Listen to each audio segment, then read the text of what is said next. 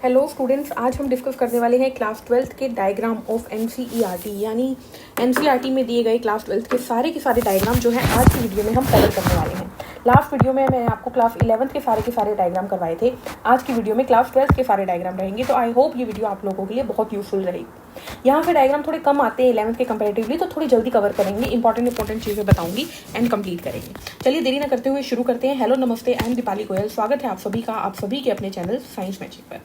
चलिए सबसे पहले आ गया फ्लावर का डायग्राम। फ्लावर के अंदर आपको क्या याद रखनी है? पेटल्स हैं, सेपल्स हैं, उसके अलावा मेल पार्ट है, फीमेल पार्ट है। फीमेल पार्ट में आ गए ovary, style and stigma. Male part में आ गए एंथर एंड फिलामेंट, जिसे हम स्टेमन बोल देंगे। फीमेल पार्ट को कार्पल बोल देंगे। सेक्शन ऑफ एंथर को अगर देखेंगे तो उसके अंदर ये जो लाइन दिख रही है, ये डिहिसेंस की लाइन है। यहाँ से फटता है पोलन सैक, ये पोलन सैक है, और पोलन सैक के अंदर क्या है? Pollen grain. पोलन सैक की लेयर देखेंगे तो एपिडर्मिस, एंडोथीशियम, मिडल लेयर होती है, टेपिटम होती है। ठीक है, ये सब इसके बीच में आ गया, बीच में स्पोलोजिनस टिश्यू आ गया। ठीक है, ये क्या आ गई? एपिडर्मिस, फिर क्या आ गई? एंडोथीशियम, फिर क्या आ गई? मिडल लेयर, फिर माइक्रोस्पोर मदर सेल है, बीच में टेपिटम की लेयर है जो नरिशमेंट प्रोवाइड करेगी। माइक्रोस्पोर टेट्राड दिया हुआ है यहाँ पर। ये क्या है? एक डेहिफ्ट एंथर है। एंथर जब फटता है तो यहाँ से पोलन ग्रेन सारे रिमूव होते हुए दिख रहे हैं। पोलन ग्रेन की अगर लाइफ हिस्ट्री देखेंगे तो ये क्या है? सिंपल सेल से क्या बन गया है? एक वेजिटेटिव प्लस जनरेटिव सेल का कॉम्बिनेशन बन गया है। ठीक है, तो मैच्योर हो गया पोलन ग्रेन। यहाँ पर देखेंगे तो क्या है? ये हमें दिखाई गई है एक स्टिग्मा। ये ऊपर की तरफ स्टिग्मा है, स्टाइल है, नीचे ओवरी है, नीचे थैलेमस है। आपको लेबलिंग आनी चाहिए। स्टिग्मा सारे के सारे फ्यूज्ड है, यानी एपोकार्पस सिनकार्पस कंडीशन है, और ये अलग अलग पड़े हैं। एपोकार्पस कंडीशन है माइकेलिया की। ठीक है, ये हमारे पास आ गया डायग्राम ओव्यूल का। ओव्यूल के डायग्राम में हम देखेंगे तो सबसे नीचे क्या है? चलाजल एंड, ऊपर क्या है? Micropylar and. ये क्या है? ये क्या है? फ्यूनिकल जहां पे अटैच होती है उस पॉइंट को हाइलम बोलेंगे। ठीक है, ये इंट्यूगमेंट्स की लेयर हो गई, सबसे अंदर वाली लेयर न्यूसेलस हो गई, उसके अंदर पड़ा है एम्ब्रियोसैक। ठीक है, अब देखते हैं एम्ब्रियोसैक के अंदर। तो अंदर की तरफ बात करें तो यहाँ पर देखिए हमें अलग अलग स्टेजेस दिखाए हुए हैं। देखिए ये क्या है? मेगास्पोर मदर सेल, 1 सेल है, फिर 2 सेल बन जाएगी, 4 सेल बन जाएगी, मेगास्पोर टेट्राड हो गया।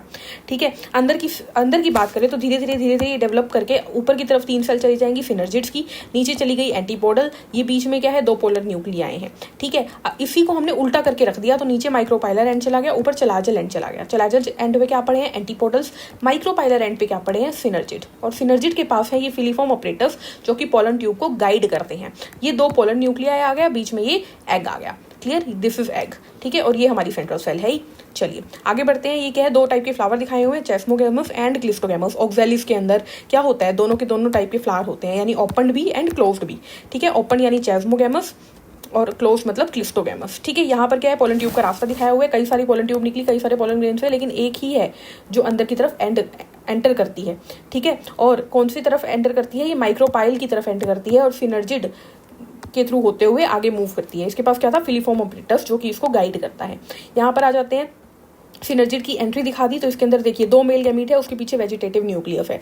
ठीक है, फिर क्या है? ये अंदर की तरफ आ गया, फ्यूजन हो गया। एक मेल गैमीट एक एग के साथ फ्यूज करेगा, और एक मेल गैमीट ये रहा एग के साथ फ्यूज करता हुआ, और एक मेल गैमीट 2 पोलर न्यूक्लियाई के साथ। इसे बोलेंगे ट्रिपल फ्यूजन, इसे बोलेंगे फर्टिलाइजेशन, और इस पूरी प्रोसेस को बोलेंगे डबल फर्टिलाइजेशन, है ना। उसके बाद क्या बनेंगे? सिनर्जिड डीजनरेट होने लग जाएंगे, जाइगोट बन गया हमारे पास, पेन बन गया, प्राइमरी एंडोस्पर्म न्यूक्लियस, और एंटीपोडल सेल भी डीजनरेट होने लगे। ठीक है, और ये हो गया पीईसी। ठीक है, उसके बाद आ गई हमारे पास जाइगोट बनने के बाद 2 सेल स्टेज आ गई। उसके बाद क्या है? ग्लोबुलर एम्ब्रियो बन जाएगा, हर्ट शेप एम्ब्रियो बन जाएगा, एंड देन डाइकोट मैच्योर हो जाएगा। ठीक है, ये आपको याद रखना है, ये हर्ट शेप एम्ब्रियो सिर्फ और सिर्फ डाइकोट में बनता है, मोनोकोट में नहीं बनता है। ठीक है, ये डाइकोट का है क्योंकि इसके पास 2 कोटिलिडन आपको दिखाई दे रहे हैं। ठीक है, अगर मोनोकोट की बात करेंगे, देखिए डाइकोट है, 2 कोटिलिडन आपको दिख रहे हैं, ऊपर प्लूम्यूल हो गई, नीचे रेडिकल हो गई, उसके ऊपर रूट कैप हो गई, हाइपोकोटाइल हो गई। ठीक है, ये है डाइकोट। लेकिन मोनोकोट के अंदर आपको एक ही दिखेगा, ये रहा, जिसे हम स्कूटेलम बोल देते हैं, सिंगल कोटिलिडन स्कूटेलम। इसके पास कोलोप्टाइल है, कोलोराइजा होता है, radicle, root cap, shoot apex, epiblast. Epiblast क्या है? एपीब्लास्ट एक मतलब डीजनरेटेड कोटिलिडन ही है। ठीक है, तो ये इंपॉर्टेंट आपको याद रखना है, दिस इज एपीब्लास्ट।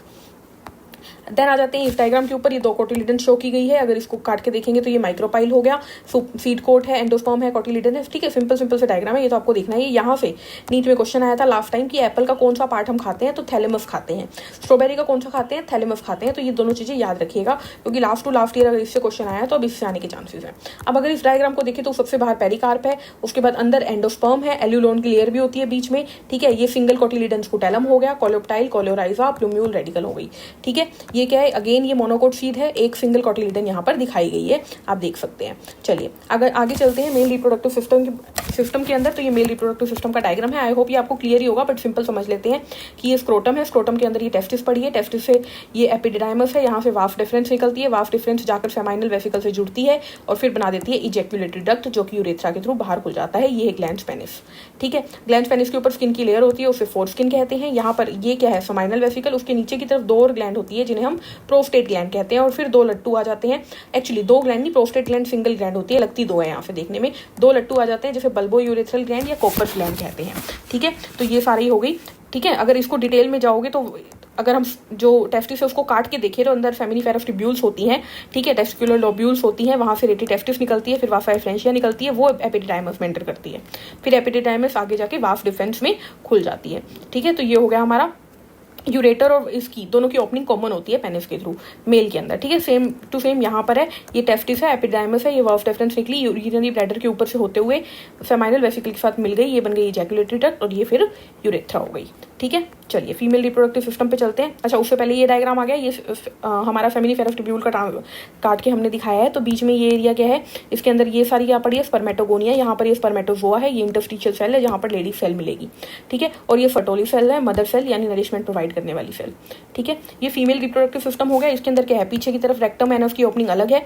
ठीक है। ये यूरिनरी ब्लैडर है, यूरिनरी ब्लैडर की ओपनिंग यूरेथ्रा अलग है, एंड यूट्रस से निकलती है यहाँ पर वेजाइना, ये वेजाइना हो गई, वेजाइना की ओपनिंग अलग है।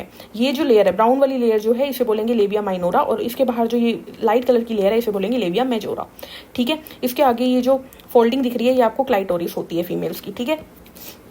प्यूबिक सिम्फाइसिस हो गई, ठीक है। ये सारी चीजें हमने कर ली है।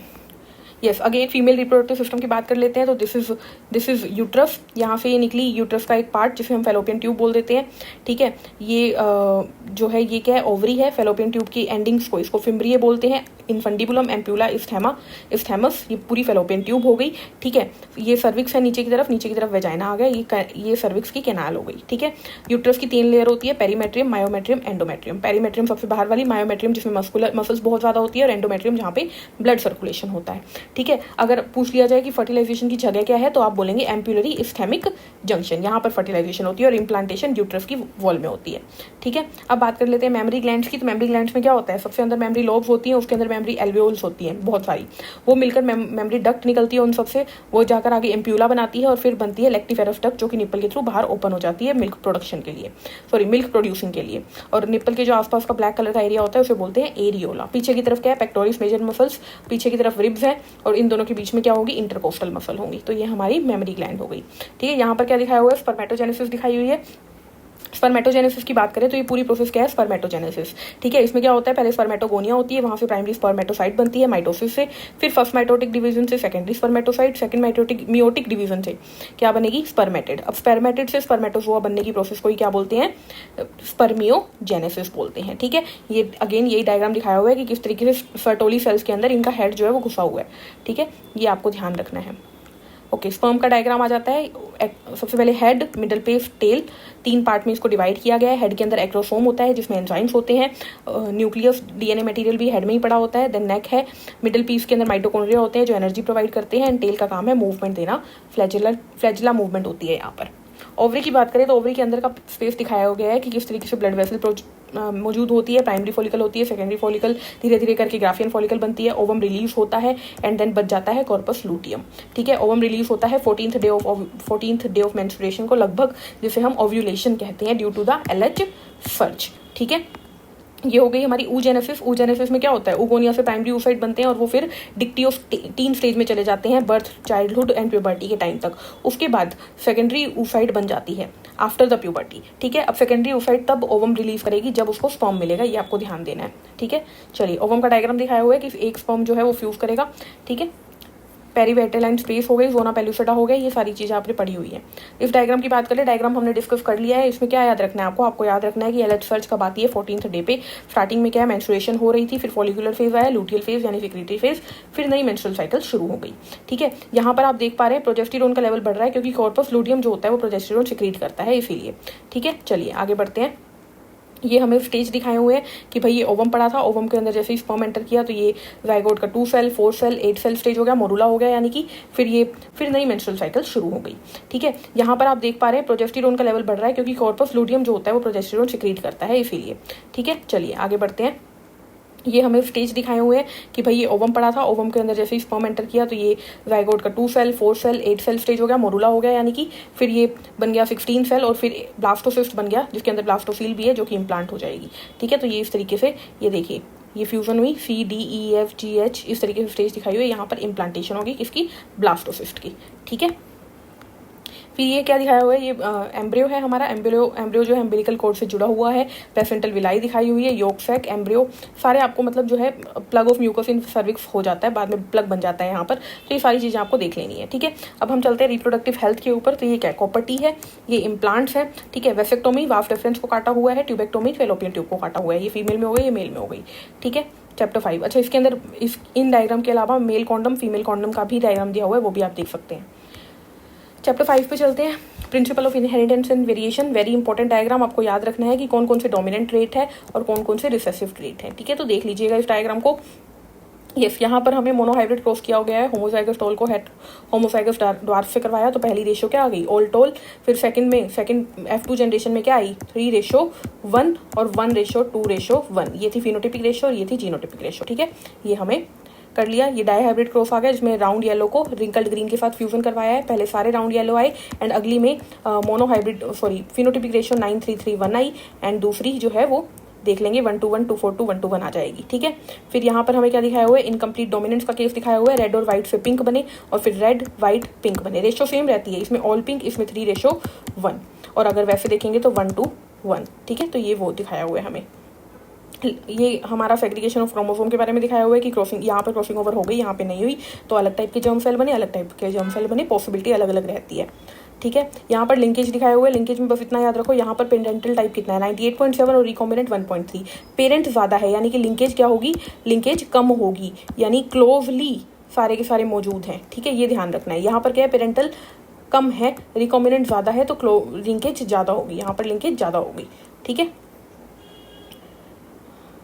अच्छा, ये उसमें दिखाया हुआ है, हनी बी का दिखाया हुआ है। हनी बी में मेल्स जो होते हैं वो हैप्लॉइड होते हैं और फीमेल जो होती है वो डिप्लॉइड होती है, ये आपको ध्यान रखना है यहाँ पे। ठीक है, उसके बाद यहाँ पर हमें दिखा देते हैं ये पेडिग्री एनालिसिस के कुछ डायग्राम है जो आपको याद रखना है। मेल के लिए ये, फीमेल के लिए ये, सेक्स अनस्पेसिफाइड ये, अफेक्टेड इंडिविजुअल को कलर कर देते हैं, मेटिंग इसको बोलते हैं, रिलेटिव्स के बीच में ये होता है। नीट का PYQ है ये। ठीक है, यहाँ पर क्या दिखा हुआ है, सिकल सेल एनीमिया दिखाया हुआ है कि भाई 11th क्रोमोसोम की 6th साइड के ऊपर ग्लूटामिन की जगह वेलिन आ गई तो गैग की जगह गुग बन गया। ठीक है, इससे कि RBC बाई कनकेव की जगह क्या बन जाती है, सिकल शेप बन जाती है। यहाँ पर ये पॉलीन्यूक्लियोटाइड चेन बनाई हुई है, DNA दिखाया हुआ है ATGC, इसमें ट्रिपल हाइड्रोजन बॉन्ड, इसमें डबल हाइड्रोजन बॉन्ड। ठीक है, ये DNA की बेस पेयर AT से जुड़ता है, GC से जुड़ता है। ये हमारा न्यूक्लियोसोम हो गया जिसके अंदर हिस्टोन का ऑक्टोमर होता है, उसके ऊपर DNA कॉइल्ड होता है। ठीक है, 1/3/4 DNA कॉइल्ड होता है यहाँ पर। ठीक है, चलिए एक्सपेरिमेंट ग्रिफिथ का हो गया। ठीक है, ये क्या है, ये सेंट्रल डोगमा है। DNA से RNA ट्रांसक्रिप्शन, mRNA से प्रोटीन ट्रांसलेशन और DNA की खुद की होती है replication. This is central dogma. ठीक है, अगेन एक्सपेरिमेंट हो गया। इसके अंदर ये दिखाया हुआ है कि पेरेंट का पार्ट और न्यू पार्ट दोनों आते हैं, तो इस तरीके से सेपरेशन दिखाई हुई है। ठीक है, अगेन हमारा हो गया, ये स्ट्रैंड्स आ गए हमारे पास, promoter site, terminator site, structural gene की साइट जहाँ पे कोडिंग होती है। ठीक है, यहाँ पर बात करें तो आपको ये याद रखना है इस प्रोसेस के दौरान कि प्रोमोटर जो होता है वो सिग्मा फैक्टर की वजह से बाइंड करता है, तो सिग्मा फैक्टर जो होती है रिएक्शन को स्टार्ट करवा रही है, फिर ये चल रही है process and then rho factor जो होती है वो प्रोसेस को स्टॉप करवाती है। इस प्रोसेस के दौरान 3 स्टेप होते हैं, कैपिंग, टेलिंग एंड स्प्लाइसिंग। ठीक है, पॉलीएडेनाइन टेल लगती है, फिर एक्सोन अलग निकल जाते हैं, स्प्लाइसिंग हो गई।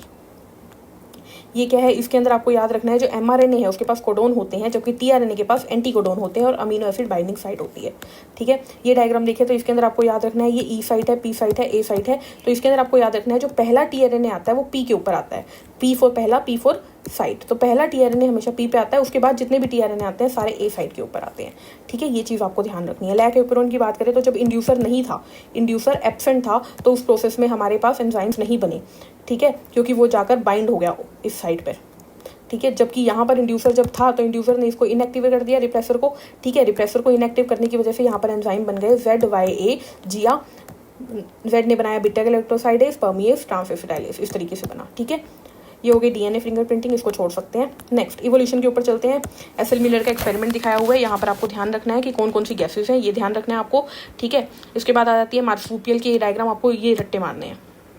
मार्सुपियल रेडिएशन, इनके सारे नाम जो है आपको याद करने हैं। ये सिलेक्शन है, हमने अच्छे से कर लिया है। मीन वैल्यू आ गई, स्टेबलाइजिंग हो गई, एक तरफ पीक चली गई, ये हो गई डायरेक्शनल, और दोनों एक्सट्रीम वैल्यू आ गई डिस्ट्रप्टिव, ठीक है। तो 3 टाइप की सिलेक्शन हो गई।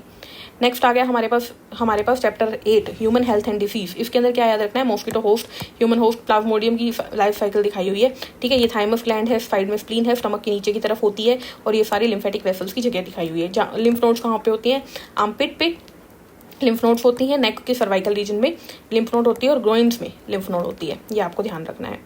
एंटीजन बाइंडिंग साइट हो गई है हमारे पास NN, ठीक है। इसके अंदर ये 2 लाइट चेन हो गई, 2 हैवी चेन हो गई, 16 सल्फाइड लिंकेज हो गई, ये डायग्राम हो गया एंटीबॉडी का, ठीक है। इसके अंदर क्या दिखाया हुआ है, एड्स का डायग्राम यहाँ पर दिखाया हुआ है कि किस तरीके से सेल एंटर करके डिवाइड करती है।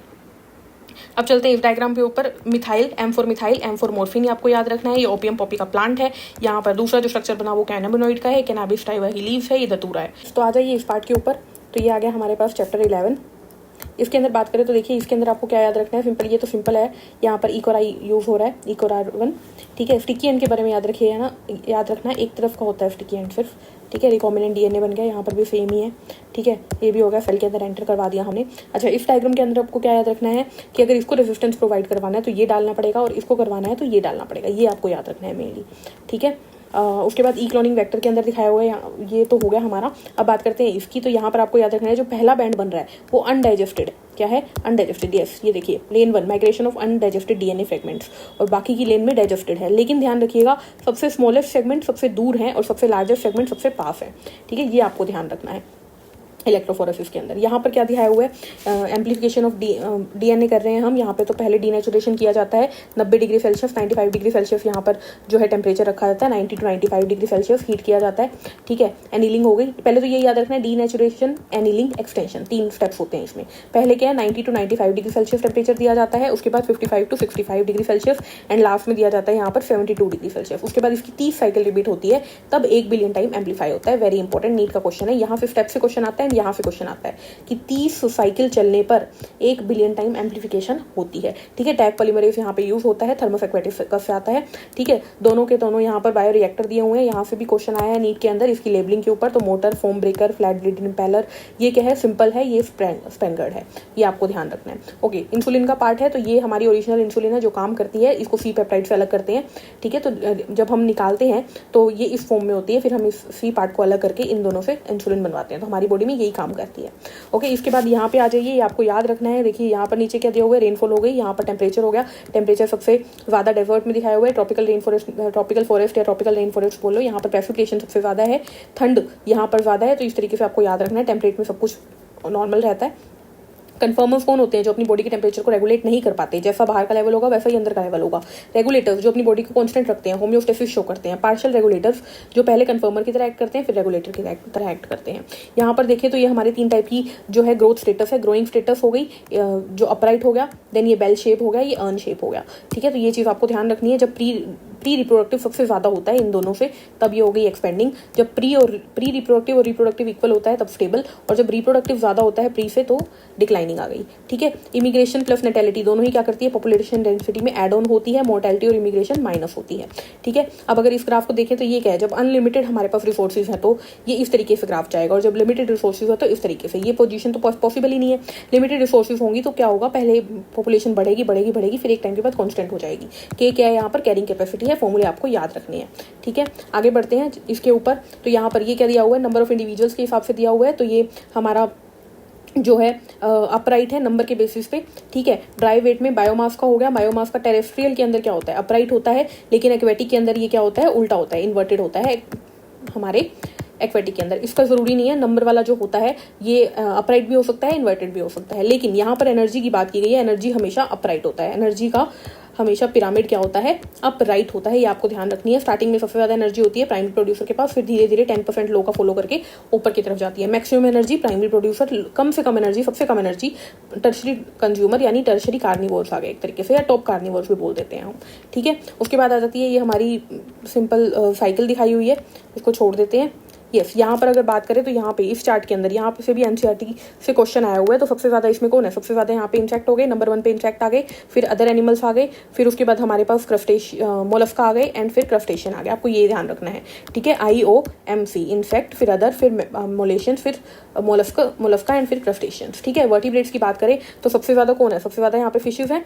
देखिए इसको याद कैसे रखेंगे, FBRAM, फेसबुक चला रहा है राम, फेसबुक चला रहा है राम। तो F यानी फिशेस, B यानी बर्ड्स, R यानी रेप्टाइल्स, A यानी एम्फीबियंस एंड M यानी मैमल्स। यहाँ पर फंगस और एंजियोस्पर्म आपको याद रह जाएंगे, ज़्यादा होते हैं, ठीक है। अब लास्ट इसकी बात करें तो यहाँ पर क्या है, यहाँ पर जैसे जैसे एरिया बढ़ रहा है वैसे वैसे स्पीशीज बढ़ रही है। तो S is directly proportional to AZ, ठीक है। जैसे जैसे एरिया बढ़ रहा है स्पीशीज बढ़ रही है, लेकिन एक टाइम के बाद वो स्टेबल हो जाएगा और इसको हटा के लगा देते हैं CA²। इसी की लॉग वैल्यू लिखते हैं तो ये इक्वेशन आ जाती है। इंपॉर्टेंट है ये लॉग वैल्यू, आपको याद रखनी है, ठीक है। तो ये हो गया हमारा जो है क्लास 12 की एनसीईआरटी के डायग्राम हमारे कंप्लीट हो गए हैं।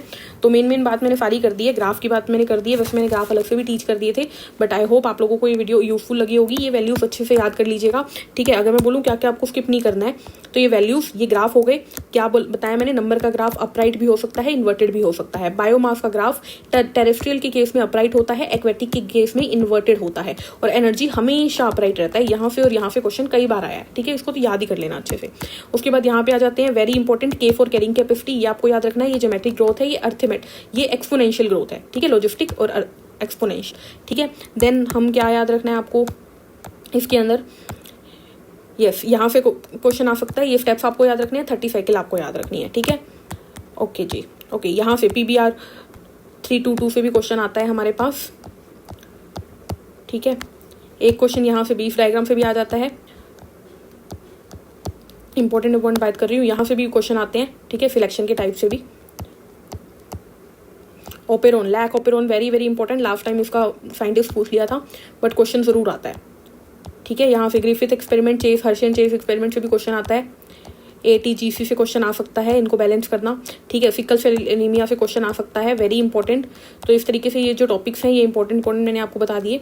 IUD से एक क्वेश्चन पक्का आएगा, ठीक है। तो यहाँ पे मेमोरी ग्लैंड का पूरा ये टेबल आ सकता है कि पहले कौन बाद में कौन, ठीक है। मेमोरी लोब, फिर एल्वेओलाई, फिर डक्ट, फिर एम्प्यूला, फिर लेक्टिफेरस डक्ट, ये आपको याद रखनी है सीरीज। तो this is all about the class 12 biology